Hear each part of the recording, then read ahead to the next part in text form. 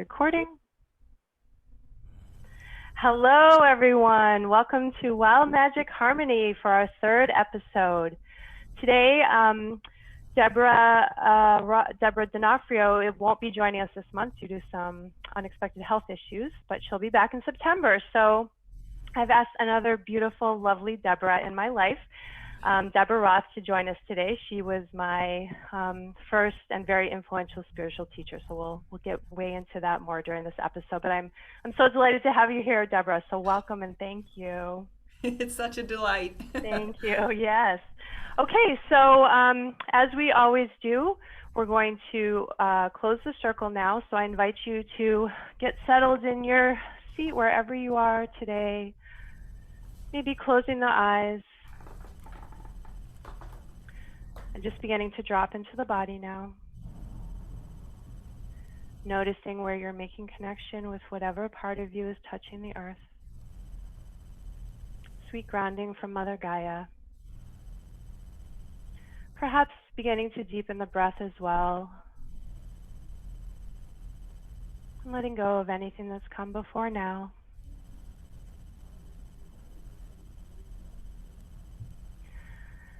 And I welcome in all of the elements that love and support us. So air in the east, bringing warm summer breezes.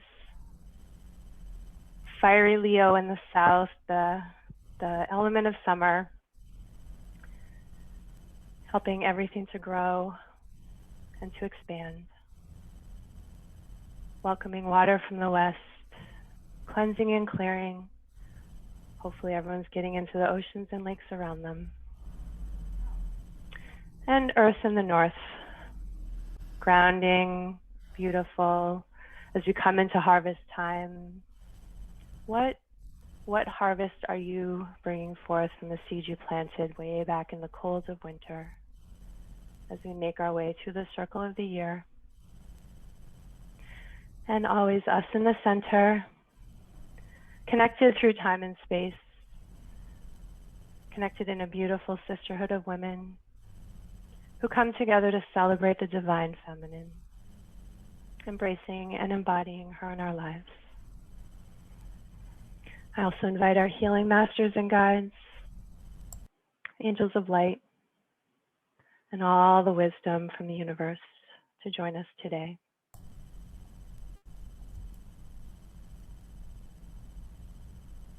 And so it is. Is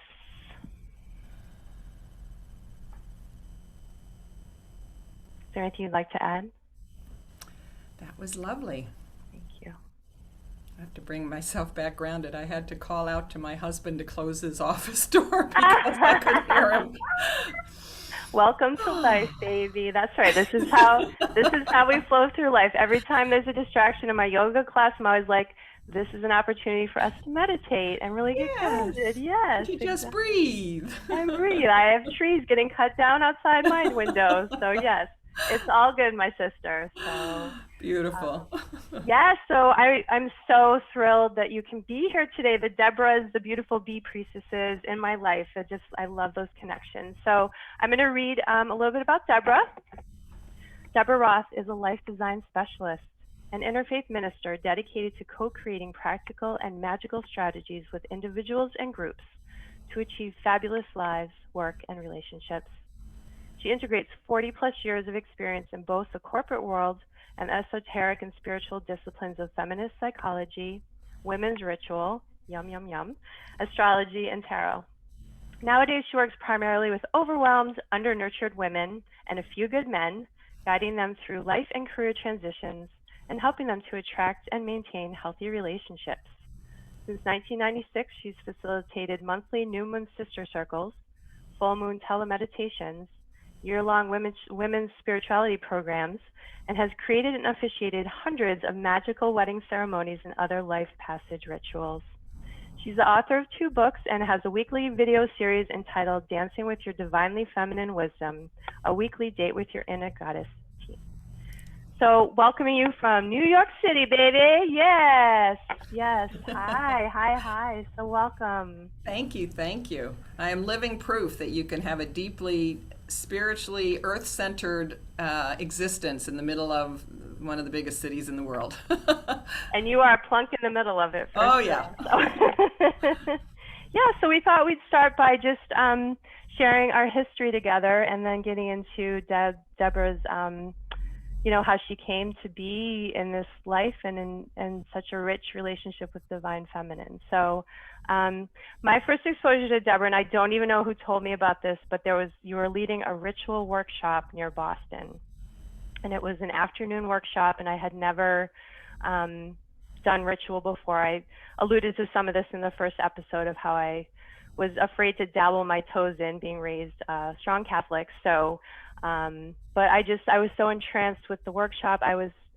You were so wonderful and lovely, and I just admired you so much. So I think I started following you then, back before there was a whole lot of internet. But somehow found ways to stay connected to you. And then when you offered your year-long women's spirituality teleclass, I was like, sign me up.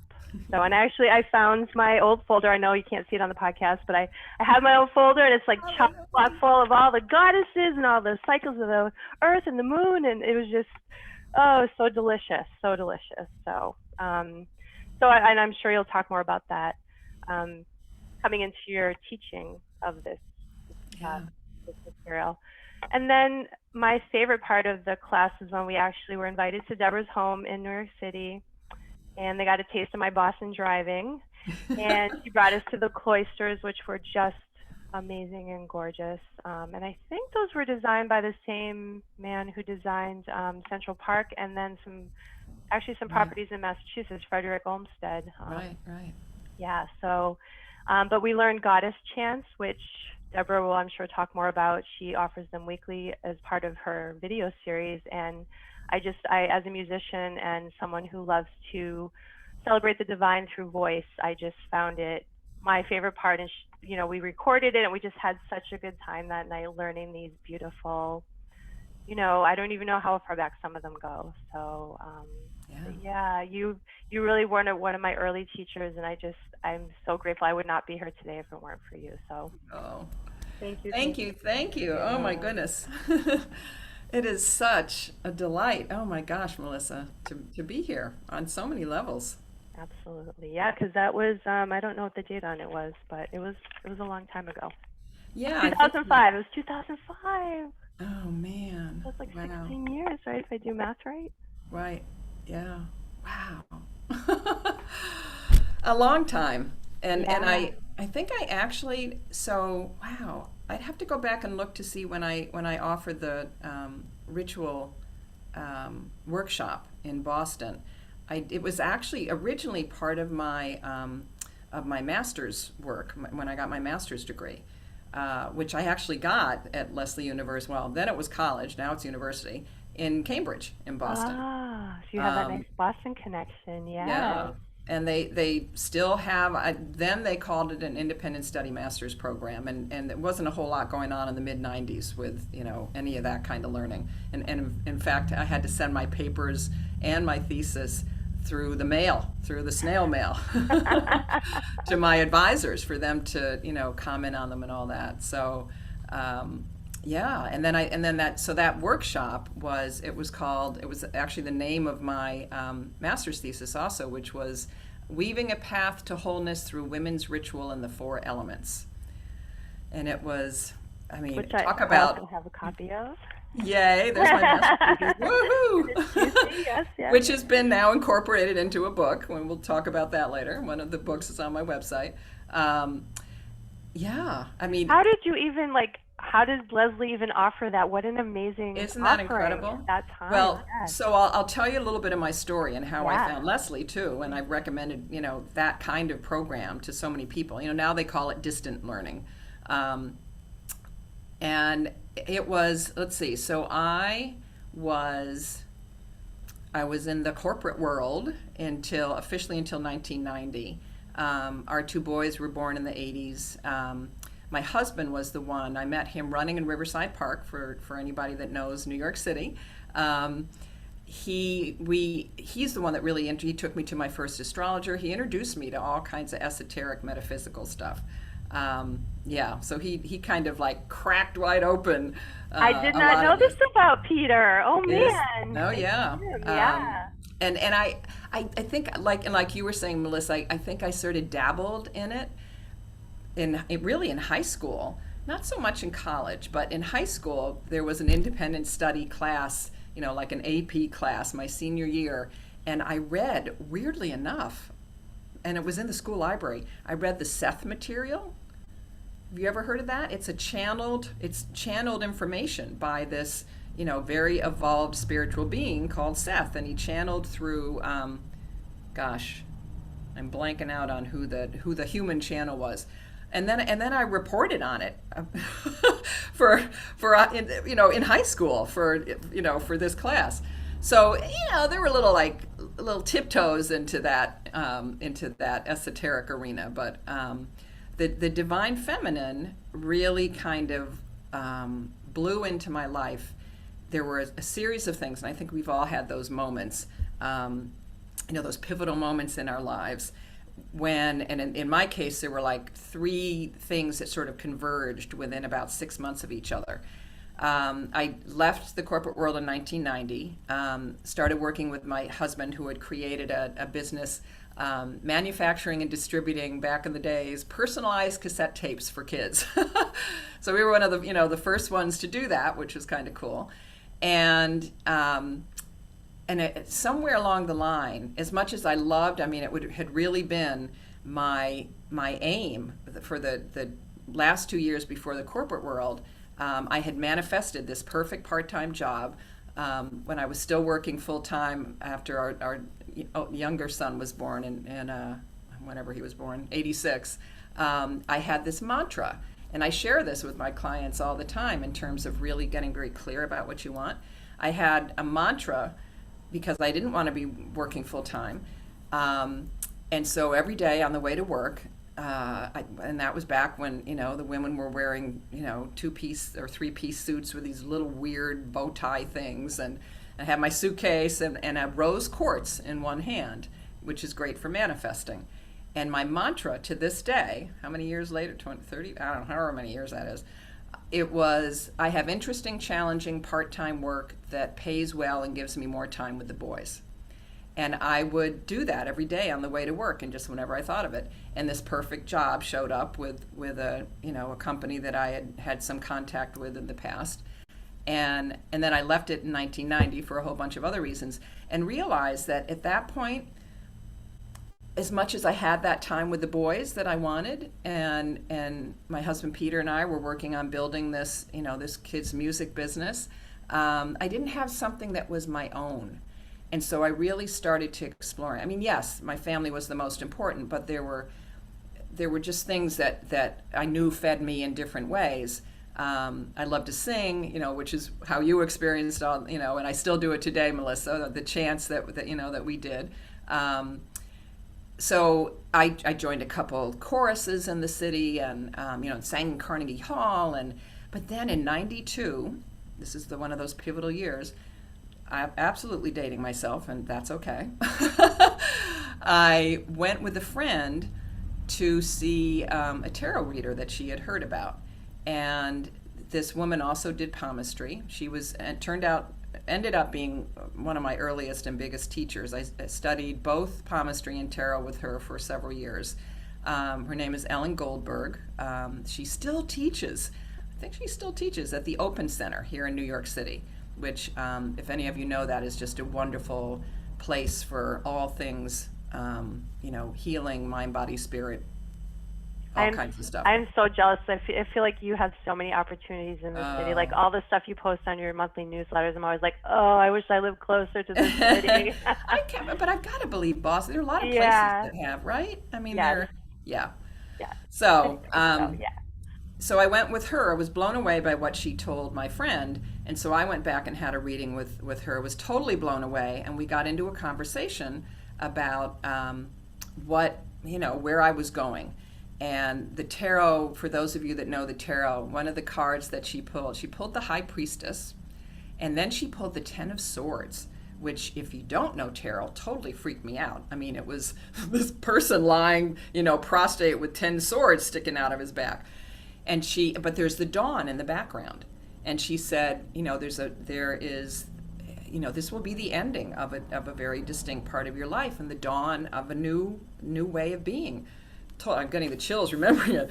I was just going to say, I'm totally getting the chills hearing you talk about it, right? Because sometimes those cards are like, what the heck? Why? Well, and even if you don't know, like, their official meaning, to see an image like that, and you and I were talking before we got on the podcast, Melissa, about just pulling and letting your intuition go. I mean, I'm really strong left-brained, so I want to know what the meanings of the cards are. And so sometimes I have to just, like, turn the switch and turn that off and really let my divinely feminine wisdom, my intuition come through. So she ended up taking me downstairs and handing me, she had gotten her master's through, I think it was Goddard College, actually, in Vermont, which is another place that still does distance independent study programs. But she had Leslie, she had Goddard, and she had the Saybrook Institute in California. So, I mean, that was, okay, interesting. What am I going to do with this? And then I walked into, that fall, our local, we have 3 UU churches, 3 Unitarian Universalist churches in the city. And I just kind of discovered that whole way of, thinking about spirituality, and walked into the one that was in the neighborhood, and that's where I was introduced to the Divine Feminine, because the guy who was the minister at that point was one of the founders of CUPS, which is the Covenant of UU Pagans, which totally, again, all this is new to me, and I was kind of like put up the sign of the cross and, well, pagans, what are pagans? And the literal meaning is that they're country dwellers, they're country worshipers. Hello, earth-centered spirituality. And he handed me Chalice and the Blade, which was one of my first books, and he also Bury My Heart at Wounded Knee, which was shattering, really chronicles the complete devastation that we as a country did to our indigenous peoples. Very systematic. But he had given it to me as just, these are the natives of this land of ours, and we're so closely connected to the earth. And not only did we do everything we could to wipe them out, and we totally didn't get that their form of earth honoring spirituality is what sustains us. So at any rate, that was, and then the third kind of pivotal thing that happened is that I went to my first, I don't even remember, it might have been in the Open Center catalog or something. I went to my first woman's ritual, and that was in February at that point. I went to Fourth Universalist Society, which is still where I do my circles when we can do them in person again. That was December 92, and then walked into Fourth U. Walked into Fourth U on December 1st. Had my first women's ritual in February, and then whatever the third one was. See, that's my brain going off. So at any rate, that 6-month period was very pivotal, and I ended up just totally absorbing, just inhaling everything I could find about earth-centered spirituality, about women's spirituality, feminist psychology, astrology, tarot. I studied with Roseanne Crane, who was a Jungian astrologer at the Jung Institute here in New York. Ended up spending a lot of time in the Jung Institute.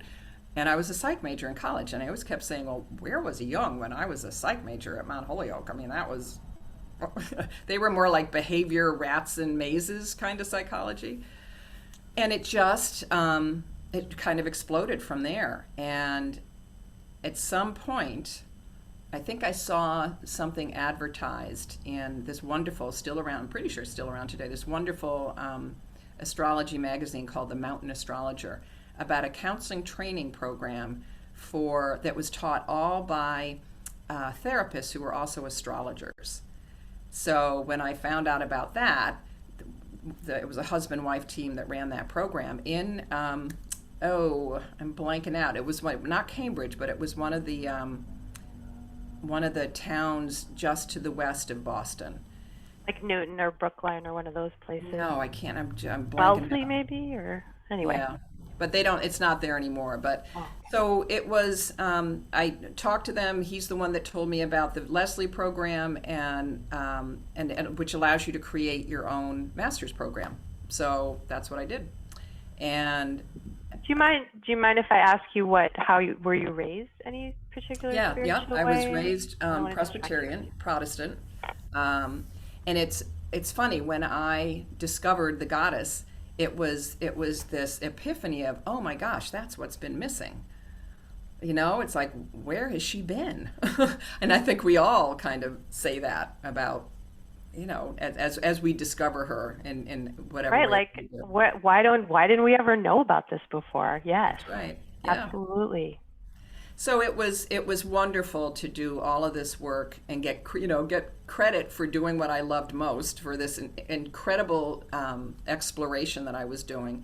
And one of the things that I started then in '96 was doing these women's circles that I've done. Started out doing full moon circles, brought in new moon circles as well, like three years later. Did them both for a while, and that's when you came into the picture, Melissa. And for 10 years, I did this year-long women's spirituality program, and would bring you all into the learning how to facilitate circles and that kind of thing.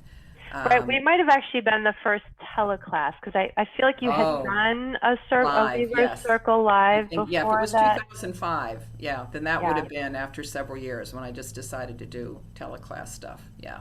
And then I came into that new moon with you. I forgot about that. I did the Leo moon, and it was so much fun. So I was so nervous. I was like, oh my gosh, what if I messed it up? But you just were so loving and supportive, and I felt cared for, and it was so much fun to be in circle. It's so nurturing, isn't it? I mean, even when you're the facilitator. I mean, because one of the whole premises of this I learned from my first big, spiritual teacher and all this, and I'll talk about her in a minute, is that you learn that we're all, that's why we sit in a circle, so that there isn't this hierarchical way that we're relating to each other. We look into each other's eyes. Our breath meets in the center of the circle. It's very much designed to be this egalitarian thing. And I participate in my circles. When I invite women to share whatever the theme is of the night, for the Leo circle, it's reclaiming play a lot of times. Virgo is almost always, because, after doing this for 25 years, I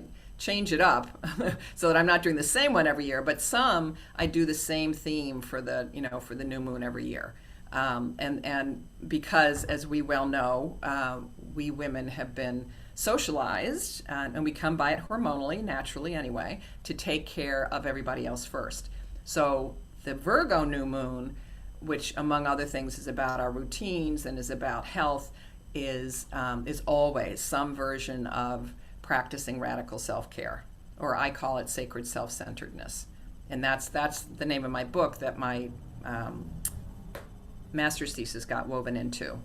Circle of One, The Art of Becoming a Self-Centered Woman. And it's as lovely and healing for me, because I'll talk about my self-care habits too, and the things that I want to recommit to, or it's just this, and I talk about this a lot in my circles. There's a wonderful phrase from a feminist book from like the 70s or something, Nell Morton, who said that we hear each other into speech. And so when you come together in divinely feminine sacred space, it's just the act of having a circle of women listening to you without interruption, without judgment. That alone is healing, right? It's just the space to be and do and be playful, do sacred play, use symbols. I mean, there's just so many elements of ritual and of tapping into our divine feminine that are very much about accessing, the deepest unconscious, because that's where all change begins, and that's where symbols are. That's why we have our altars, and that's why I have that's why I have things like my little bee flying around. My little Yeah, your bee pillow. I have so many bees around my office. And your awesome I name, love your right, bee Miss pillow. Debra? Oh, that's so Yes, cute. thank you. It's balsam. I love the smell of Oh, it. Um, I did want to say more too about being witness, because I feel like women, a lot of my female clients have blocked throat yes. chakras, which is where our self-truth comes from, and our communication, and taking care of ourselves so we can take care Totally. of others. And I really do. I'm so glad that you are keeping that tradition, because I think that we need to continuously be reminded, even as healers and people who are probably more connected on a daily basis with divine feminine, to be like, you know what, I got to take a nap today, or I got to get myself outside, or I got to say no to that obligation. Exactly. And Yeah, sometimes it's fun self-care, like, I'm going to get a massage once a month, or, a mani-pedi, or, that kind of thing. But all those other things you're talking about, Melissa, saying no, setting boundaries, asking for what you want, those are all really important forms of self-care. absolutely. And making a commitment to, well, like my office, we went back and forth about whether I should have my whole office behind me, because it can be a little distracting. One friend said, God, you walk into your office, it's like going into a botanica, because I've got statues all over, and I have symbols, I have dried roses behind my laptop that I've used. I mean, there's just so much here. Everywhere I look is something from another circle. I've got I got to really burn it down more. This is a magical candle. I do magical candles with my women's group, and I did them with my kids' classes when they were little, to set intentions for the new year. You carve into a candle words and symbols that represent what you want to do, and then you cover it with yummy essential oils and glitter. See the glitter? So I love it. yeah, it's Well, and I love how you are able to then incorporate this into your the videos where I see Isis up there on the shrine behind you, and I just love that you're able to bring that in. So women who maybe aren't as familiar, like I was, right, when I first came to this, right. I just had no idea how diverse and rich, and that there's a goddess for all of us, and there's a goddess for every aspect of our lives, from, Kali and the power and the fire, Totally. and, Oh my gosh. Mother And Mary. there are a ton of, and we were talking about that a little before. You use the goddess tarot. I've got several goddess decks that friends have done, and that there's one called the Goddess Oracle, where it's not a tarot deck, but you pick an image, and it speaks to you. It says, okay, this is the thing to think about today, or maybe this is the goddess to work with this week, or however it is that you want to work with it. But it's definitely, I think, I always talk about, and this really came out of the research that I did for my master's thesis, that there are really 4 key elements of women's spirituality and honoring feminist spirituality and women's rituals and that kind of thing, is that we make a really clear intention always to honor our emotions, to tap into and celebrate our intuition, not to bury it as, like women's intuition. We're not the only ones that have it, but to really embrace it, to honor our bodies, which is so completely huge. Our blood is not the curse. We all have gorgeous bodies. It doesn't matter how tall, short, slim, what weight we're carrying. We have magnificent bodies. And then through our bodies, our connection to nature. And those, I think, whenever I teach about ritual, I talk about those kind of being, women's ritual in particular. I talk about how those are really the foundational pieces. And that's why, and you did it in the beginning in such a beautiful way of our call today, to invoke the elements, the 4 elements and the 4 directions. That's bringing nature, that's bringing the Earth Mother in all of her forms, and all those, the goddesses of 10,000 faces, as they say, to talk about the breadth, as you were doing a minute ago, of how the divine feminine shows up in the world. It's pretty cool. I love that. And I love what you're saying about the bodies too, because I've been watching the Olympics and all the controversy around what the women are wearing or what they're not wearing, and getting fined for certain things. And it just, I'm still like in this day and age, the fact that we're still even focusing on this is just, I don't even know what to say about it. So yeah, No, so I thank know. you for bringing that in. And I think that our society does not encourage us to accept, I just turned 51. Stuff is starting to sag and, get wrinkly and everything else. Oh, And yeah. I just, got to embrace that and accept that I'm still That's it. beautiful, even if, the magazines I see don't necessarily Well, and I reflect think me. one of the ways to do that, and it's so resonated with me, is to honor all the faces of the goddess as the divine feminine as they show up in us through our life cycles.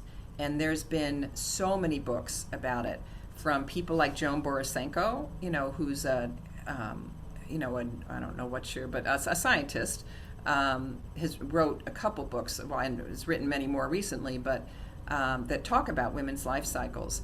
Or just if you look at the faces of the divine feminine, if you just Google that, I mean, the way that I describe them, I was taught that there were not just maiden, mother, crone.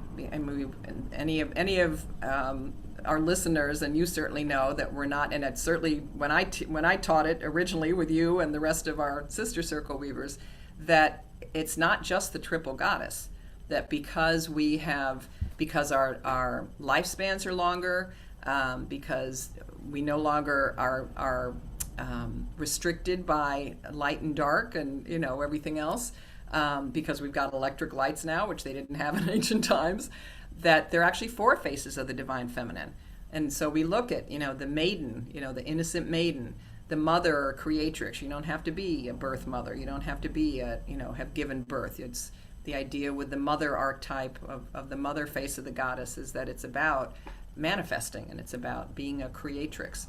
And then the one that people don't know as much about is the Amazon, or the Queen. One of my friends wrote a wonderful book about the Queen being what is it? Being the sovereign of myself. Donna Hennis is just a wonderful book. So it's Amazon Queen, and then here we are talking about getting older, the wise woman crone. And talk about, I mean, that's the one that's been so demonized in so many ways over the years. It's really extraordinary. And all crone, I mean, crone is from chronology. All it means is time, is someone who's been around a long time. Don't get me started on that. I mean, well, it's certainly the elderly in our society are very devalued. So for yes, sure. Exactly. But I love you talking about the Amazon one, because I knew someone had taught me that, and I should have realized it was probably you. But I just love that, because I feel like I'm so in that place right Totally. now. Right. But then I also feel, and I know we can go through those the four faces over and over Yes. again, right? So now, I have my kids, and they're in their 20s. Exactly. Now I'm like birthing this new podcast, and my work is just completely transforming. And so I'm going through yet another mothering cycle, but I'm also stepping into my power as a queen. So definitely. Yeah. Yeah, I wrote an art. For years I had taught it, but I hadn't written. Well, it's in my Circle of One book, but I wrote an article about the four faces, I think at yourtango.com. I have to look and see if it's still there.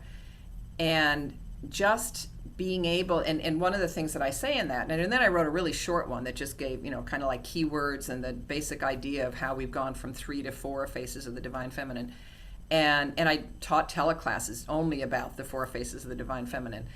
But the idea that we actually, you as an Amazon, as a queen, when you go to the playground and swing, or go on the merry-go-round, you're tapping into your maiden self. Creating this podcast, I mean, that's mothering. You passed your physically giving birth years, but that's a mothering act. You birthed this project, this amazing podcast. And then any wisdom that any of us has, teenagers. I've got a couple a couple nieces and even my 4-year-old granddaughter definitely has crondom in her. She has wisdom that's far beyond her years. Right. Sometimes you're looking like, where did that come from? Exactly. Or how did you know that? Yeah. Oh yeah. Yeah, my kids are definitely always saying things. I'm always like, wow, I don't think I knew that at that age. So. Yep. Yeah. And it's really, we're so our society anyway, and I think it's gotten worse, sadly, instead of better, is so body age conscious. And I mean, Starhawk had a wonderful book. Well, she has lots of wonderful books, but one of her latest ones, or one of the later ones, before she got, I'm going to blank out on it, but it was, it talked about, it had a lot of bees in it. There was a lot of Melissa stuff in it. And maybe we'll find it, maybe we can put it in the notes afterwards. And she and all the elders of these intentional communities where everybody is living are all women, and it's very much ecologically, they're living in tune with the earth, and it really gets the point across that that the elders, certainly men and women, we're not trashing men here by any stretch, but that's where our wisdom is held, and that's where our history is held. And if we lose that, and if we lose that wisdom, then as a civilization, we're doomed. We're not in good shape. So, yeah. But that's and really, since it was in that counseling training program that, for therapists, I started my master's work, my master's program, and that program literally 2 weeks after my dad died in '96.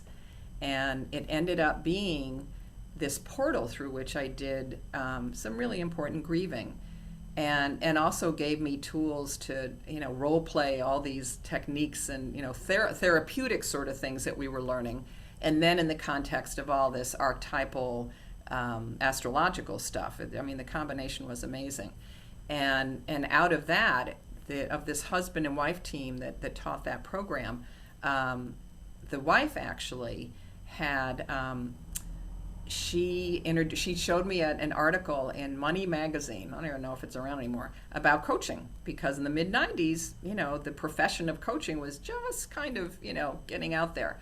And I jumped on it and got certified as a coach through one of the two places that existed at that point, Coach University. And got ordained as an interfaith minister. I figured as long as I was and got certified as an astrologer. I figured as long as I was in learning mode, as long as I was in study mode, I better do all this stuff at once before I just, lost the urge to do all of that. So officially launched my business, Spirited Living, and at the in the late '90s, and which has involved all of this. It's the umbrella is the whole idea of spirited living. How do we move through our life, our work, our relationships, with a really deep commitment and consciousness about mind, body, heart, spirit, wellness, and magic. Yeah, what have you seen change over the years that has surprised you, or that you found you had to kind of roll with that change? Well, one of them really, Melissa, comes out of the program that we did together. So I said I did that for 10 years, from I think 2000 to 2010. You came in at the point that that I was starting to do teleclasses to really open it up to more people. And part of that was over the course of the aughts, of the 2000s. I feel like I don't think it's saturation. I think people are, the yearning or the urge to explore spiritual stuff in the way that we were doing it just wasn't there in the same way. And I just wasn't going to keep, pedaling faster and faster, and doing all the, marketing stuff that has to happen, even with the most spiritually magical programs. It just, other things just kind of took precedent. And, I taught conscious dating programs for singles, and always had my moon circles, and I also do my tele-meditations on the full moons. So there was certainly lots of stuff that kept my spiritual commitment to spreading the word and teaching everybody, especially women. I grew up with 3 brothers. I always like to say My work is particularly gynocentric because I grew up with three brothers. For a long time, I only had nephews. And then, the the one brother left who hadn't had kids, finally had two girls. Well, his wife had two girls. And yeah, I feel like there's just the way that people want this information delivered is not in the meaty, slow, bubbling place that I feel like it was back then. People want more, and I don't know what that's. I mean, I'm sure it's part of the fact that we're such a digital culture now, but people want kind of immediate stuff. And I don't have any proof of this, but I do feel like our kids and our kids are functioning at a higher level than we maybe came from. So I don't know if that's the vibration is raising enough that they can assume this information more quickly than we could, or if it's just like you're saying, more like the style, because there is so much from social media that's very instantaneous and very like little like bullet point kind of things. But I do feel like there is still, at least people who are probably interested in the spirituality of things, that there is an easier ability and competence to understand stuff access more quickly. That's the thing with the internet. When I started doing circles, there wasn't any of that. And now you can Google women's ritual or feminist spirituality, however, whatever, and just find a whole multitude and really dive deep into that rabbit hole. The hitch with that, and I think, is that if you're an introvert, but even if you're either way, to do that completely on your own, there's a real richness and power that comes from doing that kind of work in a group, because then you support and you feed each other.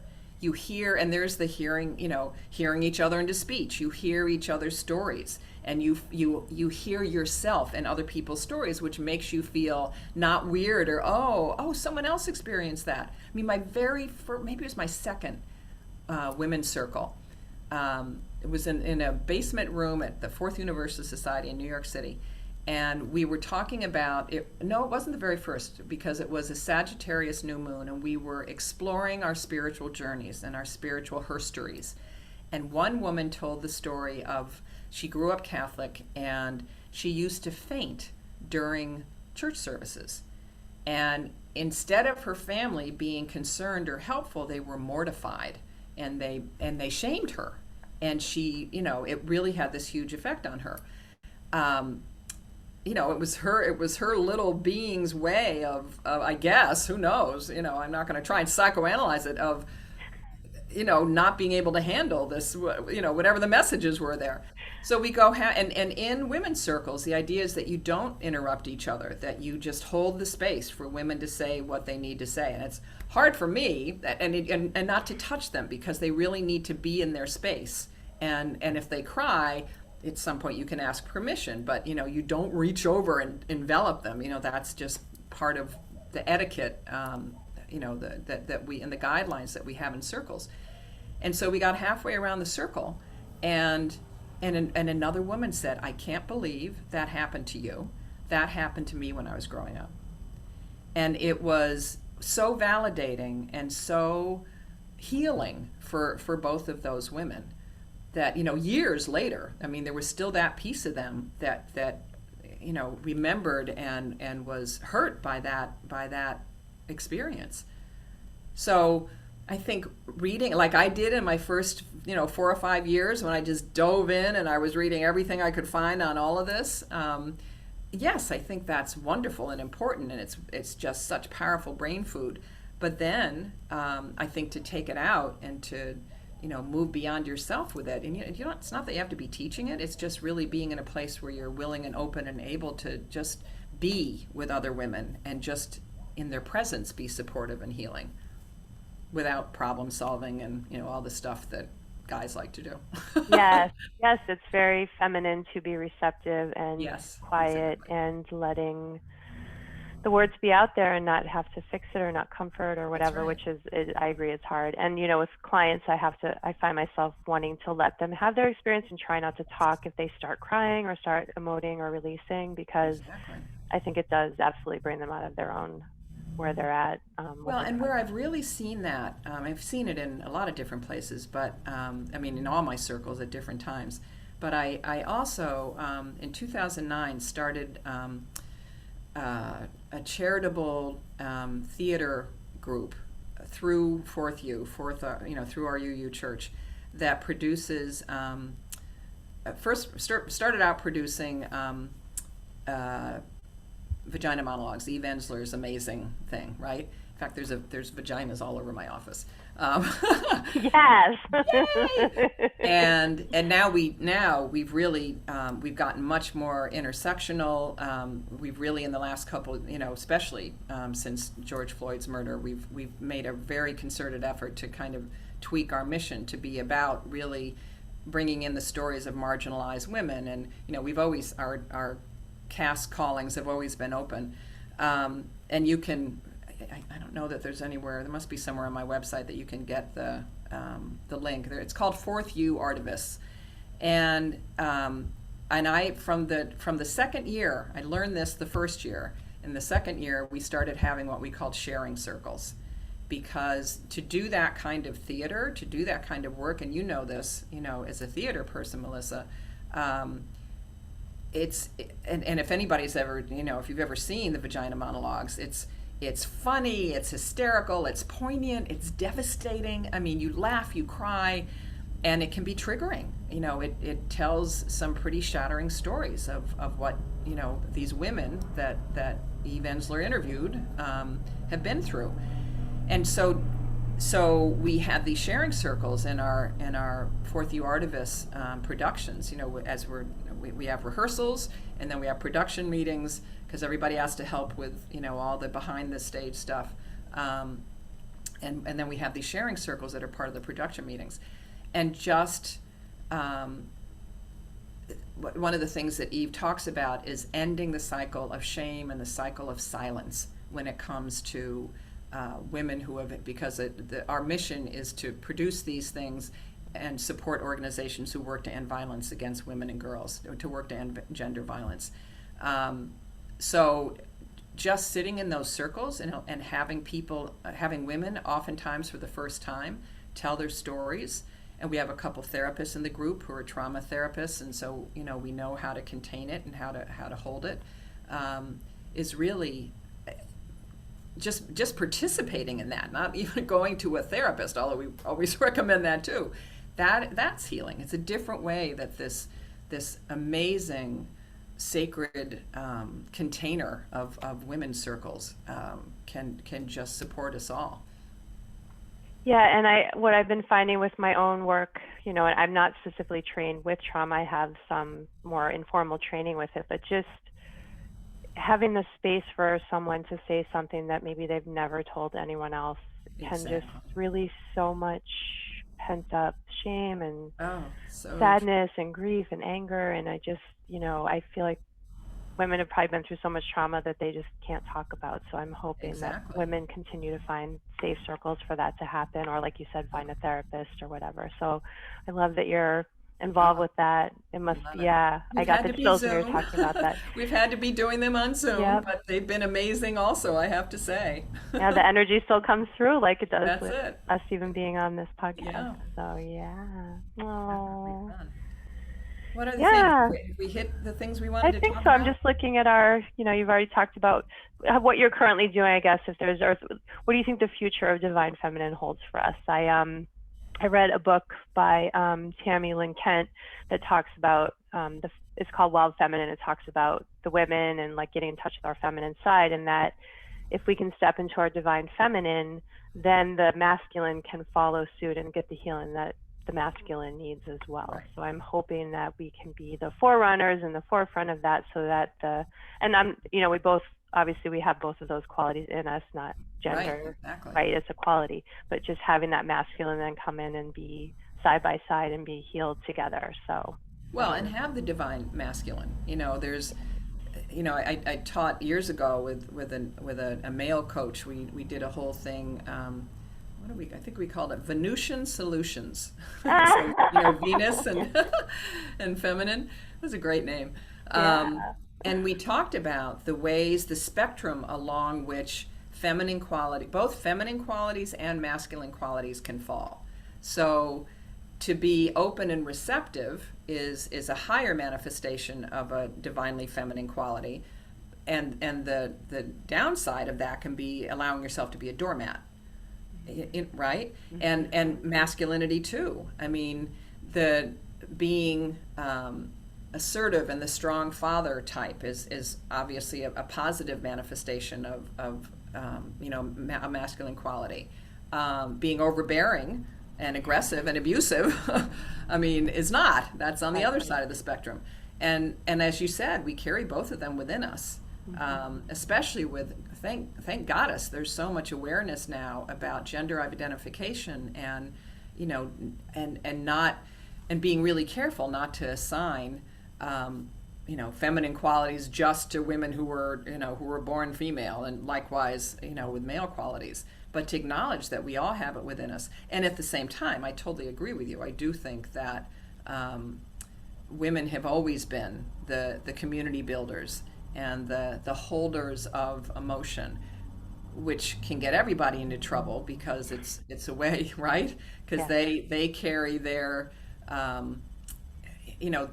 they have to be able to say, no, guy, man, step up and deal and learn how to express your emotions more effectively and more lovingly, whatever it is. But, the Dalai Lama was the one who said that Western women will change the world. And that's probably a paraphrase, but it was definitely Western women, will heal the world. Wow. And then there's so much out there around that, and I can't say innate because some women feel more assertive than they do, healers, whatever it is you want to assign to it. But I think it's I think one of the ways to do that, and one of the ways to really acknowledge is to be able to identify what have classically been labeled as feminine and as feminine weaknesses, right? Like compassion, like empathy, like talking it out, those kinds of things that Deborah Tannen's book, You Just Don't Understand, talks about the difference between how men and women communicate. I mean, there's a ton of books out there that talk about how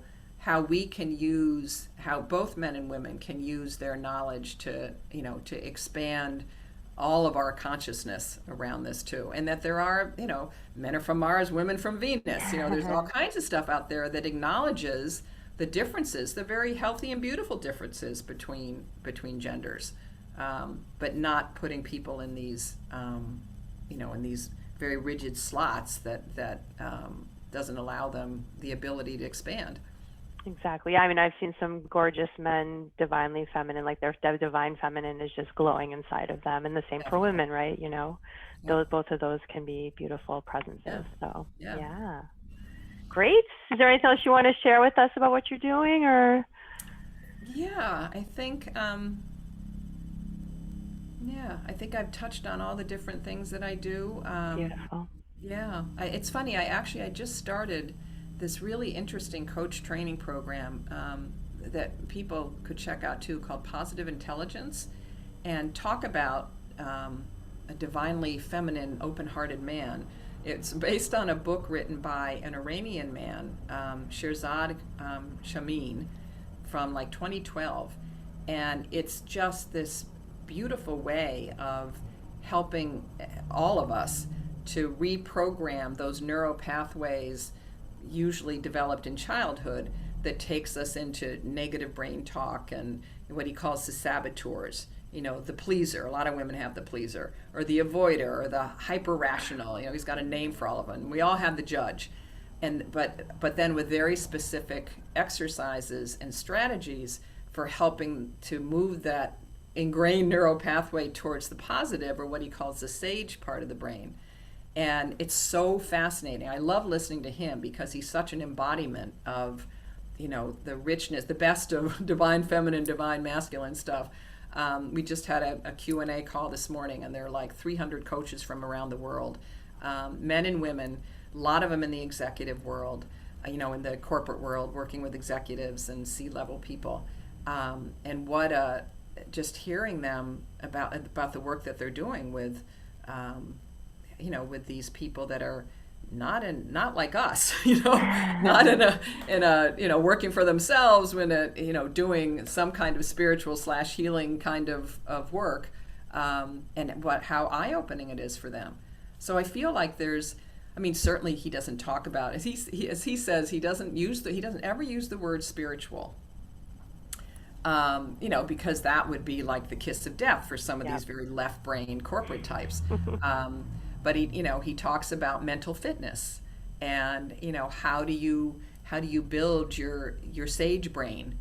Sage they can handle, spiritual not so easy. But I think it's those kinds of things that nowhere if he's not talking spiritual, he's certainly not talking about the divine feminine. But the whole program is such an embodiment of that, and I think that's really encouraging. I do think there's so much more awareness about mind, body, spirit. Mind, body, heart, spirit, the four-legged stool, in everything that we're doing in society today. Beautiful. Well, thank you for sharing that. Yeah, and like you said, we'll include stuff in the show notes, which I guess if you're on Anchor, you follow the purple dot to get to. So if you've been having trouble finding that, please do look for them, because we do put all those great resources in there, and we'll talk to Deb at the end on how to find her out in the world. So so let's move into our card pull for the month, okay? Yep. And I am using, like we talked about, beautiful decks, The Goddess Tarot by Kris Waldherr, and I'm holding up the picture, but I'm going to do a little shuffle. So, beautiful divine feminine, what is our message for this month? What do our readers need to hear to help guide them the best?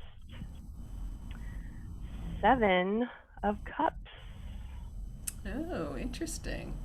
So Debra's much more experienced than I am. So I'm going to just take a look at the card if you want to share what your intuition is telling you, and I'm going to do the same here. Yeah. Well, we know Cups is water, so it's And there's waves on the outside of the picture. There's a beautiful depiction of 7 different cups with different symbols on them, and inside them are different things like a skull and a brain and a crown. Oh, interesting. So I think it's tapping into all these different aspects of ourselves this month. What parts of ourselves, and we've talked about this before too, what parts of ourselves are we maybe not connecting with that we can bring to the forefront? Wow, yeah. Well, and I would say particularly around, because of what it is, the fact that it is cups, so it is water, which is our emotions, our intuition. That's what the element of water represents, in general in tarot, regardless of whatever deck you're using.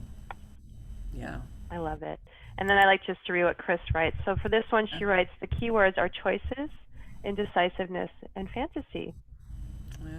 I'm feeling the choices. I'm not sure about the other stuff, but basically the meaning of overindulging in thoughts of what the future may bring, daydreams, a choice is needed, a decision made in order to move forward and rejoin the world.